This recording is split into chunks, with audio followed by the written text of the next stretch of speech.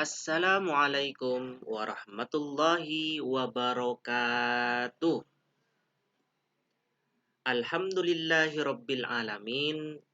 Puji syukur kehadrat Allah Subhanahu wa taala atas segala limpahan karunia-Nya kepada kita semuanya.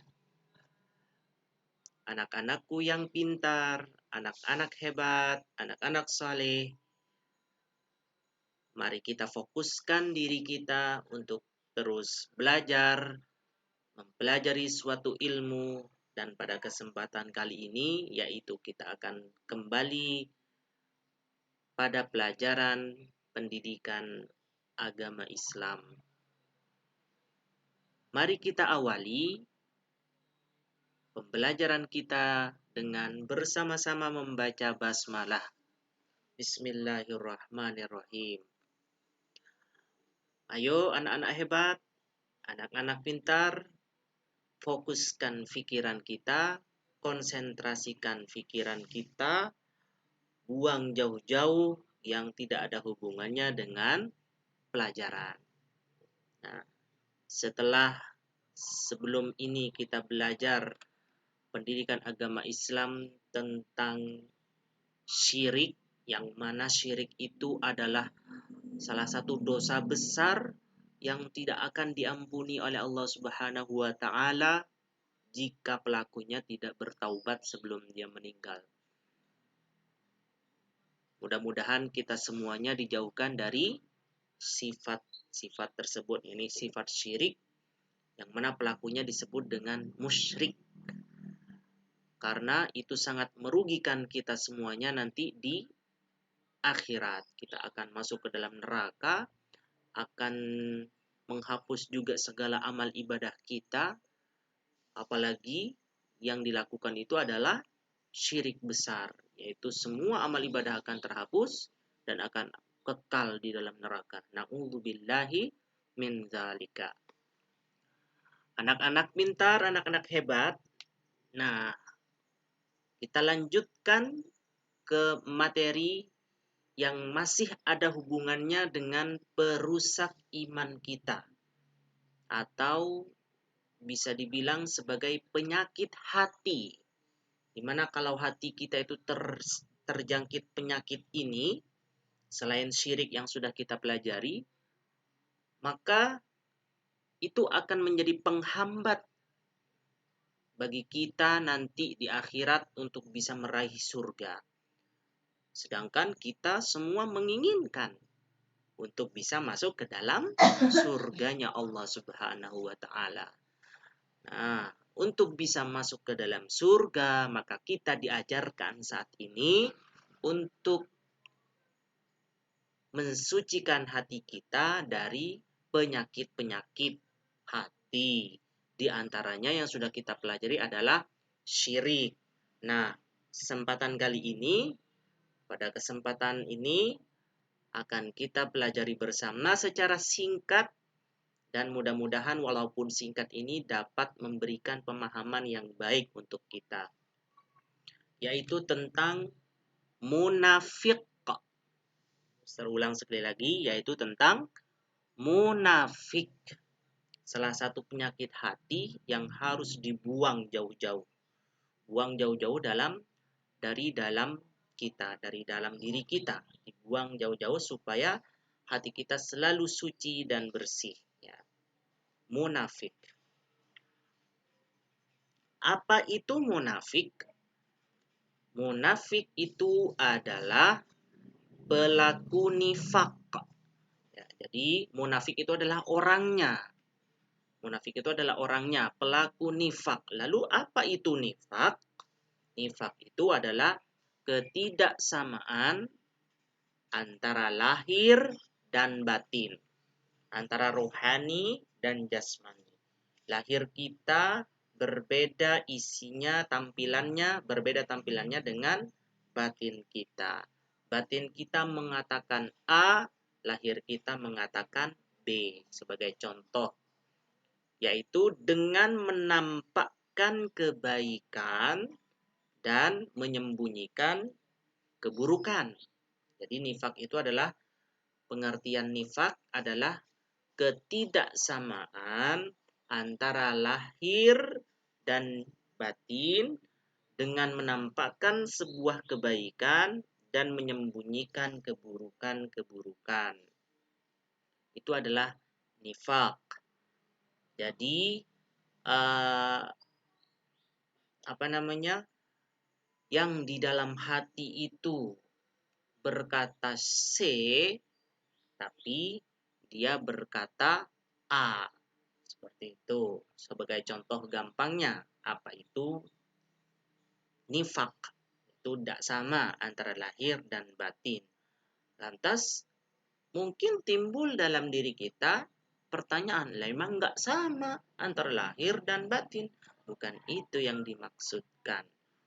Memang nggak sama antara lahir dan batin. Maksudnya lahir kita seperti ini, ada mata, ada tangan, ada telinga. Batin kita, bagian dalam diri kita juga berbeda, udah pasti berbeda. Apakah itu munafik?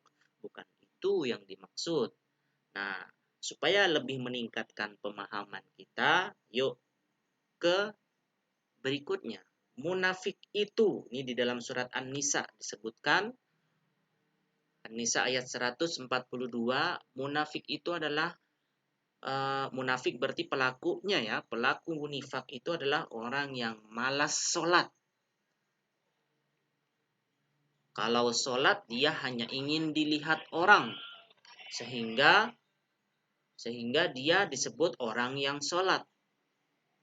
Padahal dia malas, tidak ada semangat untuk melaksanakan sholat. Dia melaksanakan sholat hanya karena ingin dibilang atau dikatakan dia orang yang sholat.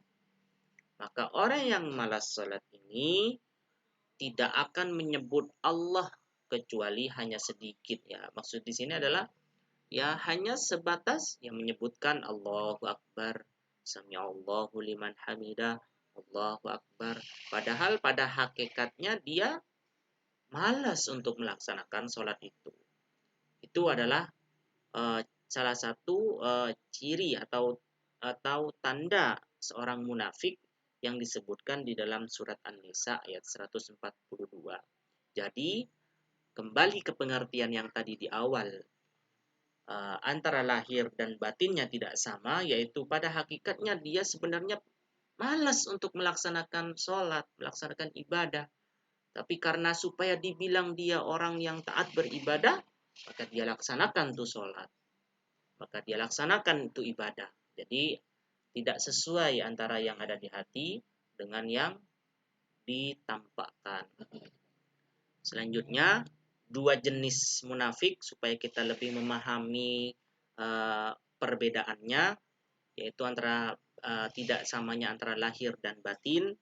Ada i'tiqadi, munafiknya ada berjenis i'tiqadi, ada yang amali. Apa itu i'tiqadi? I'tiqadi itu berhubungan dengan keyakinan atau keimanan. Pura-pura beriman kepada Allah padahal tidak beriman. Pura-pura melaksanakan sholat padahal dia hanya sekedar gerak. Pura-pura dia berbuat baik padahal dia sebenarnya tidak suka melakukan itu. Itu adalah i'tiqadi dalam hal-hal yang berhubungan dengan keyakinan, keimanan. Beriman kepada Allah, beriman kepada malaikat, beriman kepada kitab, kemudian kepada para rasul, para nabi, meyakini itu harus dalam hati sepenuhnya, bukan pura-pura oh saya beriman, saya percaya kepada nabi, tapi tidak pernah melaksanakan perintah nabi. Itu i'tiqadi. Lalu amali berhubungan dengan perbuatan-perbuatan ya. Perbuatan di sini artinya lebih kepada amaliyah sehari-hari. Mungkin ini yang akan banyak ditemukan dalam kehidupan kita sehari-hari. Amali, kita berbuat ini padahal sebenarnya tidak. Lantas mungkin timbul pertanyaan di antara kalian. Pernah waktu itu ada di antara kalian menanyakan, kalau misalkan kita sedih, lalu kita tampakkan, pura-pura nampakkan kebahagiaan, apakah itu munafik? Nah, bukan itu yang dimaksud. Dalam ini adalah hubungannya dengan beribadah kepada Allah, bermuamalah atau bersosialisasi dengan sesama misalkan ya, bukan masalah kesedihan-kesedihan yang ada di dalam diri kita, tapi lebih kepada amal-amal solih yang harus kita lakukan, tetapi kita tidak suka dengan amal solih, maka itu adalah munafik. Ya. Sekali lagi, Mister sampaikan, munafik di sini adalah berhubungan dengan amal solih. Nah, ketika seseorang tidak suka dengan sebuah amal solih, tapi dia menampakkan itu, melakukan itu hanya karena ingin dilihat sebagai orang yang berbuat amal solih, maka itu masuk kategori dalam munafik. Terkhusus di dalam itikodi di sini, keyakinan, keimanan kepada Allah Subhanahu wa taala, supaya dikatakan beragama Islam, ya dia pura-pura beragama Islam, maka dengan menggunakan KTP bertuliskan Islam misalkan. Padahal dalam kehidupan sehari-harinya sholat tidak, zakat tidak misalkan. Maka itu disebut dengan istilah munafik i'tiqadi ya. Jadi anak-anakku, sekali lagi Mister tekankan, dalam hal munafik di sini berhubungan dengan amal solih dan kewajiban kita kepada Allah Subhanahu wa ta'ala. Adapun yang tadi misalkan kesedihan, kita tampakkan kebahagiaan, itu tidak termasuk, sementara ini tidak masuk dalam kategori yang Mister pahami, tidak masuk dalam kategori munafik yang ada pada saat ini kita pelajari. Tuh. Selanjutnya, ciri-ciri orang munafik. Nah, karena munafik ini sifatnya adalah masalah hati kita, masalah hati, maka kita tak mungkin bisa melihat isi hati dari setiap individu yang kita temui. Misalkan kita temukan teman kita, maka kita tidak tahu isi hatinya berbicara apa, ya. Kemudian kita bertemu dengan teman yang satunya lagi, misalkan tadi teman B, sekarang teman C. Kita tidak tahu apa yang ada di dalam isi hati teman si C. Seperti itu. Maka karena ini sifatnya abstrak, tidak tampak di mata, maka Rasulullah Shallallahu Alaihi Wasallam menyebutkan ciri-cirinya. Ayatul munafiqi salatun. Tanda-tanda orang munafik setidaknya ada 3. Idza haddatsa kadzaba. Jika dia berbicara, dia berbohong. Terulang, idza haddatsa kadzaba. Jika dia berbicara, dia berbohong. Tentunya kita sudah paham berbohong di sini apa? Mengucapkan sesuatu yang tidak sesuai dengan sesungguhnya. Oke. Wa idza wa'ada akhlafa. Wa idza wa'ada akhlafa. Kalau dia berjanji, jika dia berjanji, dia mengingkari atau dia tidak menepati janji. Berjanji akan memberikan sesuatu kepada temannya, tapi dia tidak tepati itu, tidak dilaksanakan janjinya, maka termasuk dalam pemahaman berjanji dia mengingkari. Memahami makna dari janji dia mengingkari. Ya. Berjanji tapi tidak menepati. Sebagai contoh, dijanjikan, disumpah untuk melaksanakan tugas, tetapi setelah disumpah, tugasnya tidak dilaksanakan. Ya. Itu kan ada kata sumpah. Sumpah itu biasanya ada kalimat janji, janji, janji. Nah, di situ tidak dilaksanakan, maka masuk dalam kategori ciri-ciri munafik. Kemudian, wa idza tumina khana. Wa idza tumina khana. Jika dia diamanahi atau diberikan kepercayaan, dia berkhianat. Dia berkhianat, tidak memenuhi amanah tersebut, tidak melaksanakan amanah atau kepercayaan tersebut dengan baik. Diamanahin titipan sesuatu, namun sesuatu itu tidak dia jaga, sehingga sesuatu itu menjadi rusak misalkan. jadi hilang misalkan. Maka itu termasuk dalam ciri munafik. Sekali lagi, Mister ulang. Ciri-ciri munafik itu adalah jika berbicara dia berbohong. Yang kedua, jika berjanji dia mengingkari. Dan yang ketiga, jika diberi amanah atau kepercayaan, dia berkhianat. Poin ketiga, misalkan ada teman kita diberikan kepercayaan menjadi ketua kelas, maka laksanakan tugas sebagai ketua kelas ini dengan sebaik-baiknya dan jangan sampai diabaikan. Karena kalau diabaikan bisa masuk dalam kategori munafik. Oke. Baiklah, selanjutnya anak-anakku, apa akibatnya atau bahayanya dari berbuat munafik? Yang pertama, ini tentunya nanti di akhirat tempat kita kembali, yaitu masuk ke dalam neraka paling bawah. Innal munafiqina fid darkil asfali minan nar. Ada di paling bawah dari api neraka. Yang kedua, ini masih di dalam ranah kehidupan kita di bumi, tidak dipercaya orang. Kenapa nggak dipercaya? Ya iya nggak dipercaya. Orang omongannya tidak bisa dipegang karena suka bohong. Kemudian kalau janji dia nggak pernah menepati. Kemudian dia kalau diberikan sebuah kepercayaan, dia pun juga tidak melaksanakan kepercayaan itu dengan baik. Maka tidak dipercaya oleh orang. Kemudian merusak tatanan kehidupan masyarakat. Karena kalau sudah bersifat munafik ini, maka orang akan menaruh curiga, saling curiga deh antara satu dengan yang lain. Orang akan selalu, wah jangan ke situ, oh jangan, ntar nanti diginiin, ntar nanti diimpetin misalkan. Nah itu merusak tatanan kehidupan masyarakat, menimbulkan kecurigaan satu sama lain. Menimbulkan kecurigaan satu sama lain. Dan yang terakhir, yang keempat, akibat atau bahaya daripada munafik itu adalah hatinya gelisah. Hatinya was-was, hatinya tidak tenang. Ya, kenapa kok punya hati gelisah, was-was, tidak tenang? Ya akibat dari yang tadi, sudah tidak dipercaya orang, terus orang selalu menaruh curiga, jadi curiga satu sama lain, ya sudah, hatinya tidak akan tenang kemana-mana. Itu adalah akibat daripada munafik. Semoga kita dijauhkan dari sifat ini, penyakit hati yang harus dibuang jauh-jauh dalam diri kita, dari dalam diri kita, munafik. Baiklah anak-anakku semuanya, anak-anak hebat dan anak pintar, berikutnya sebagai bentuk uh, bentuk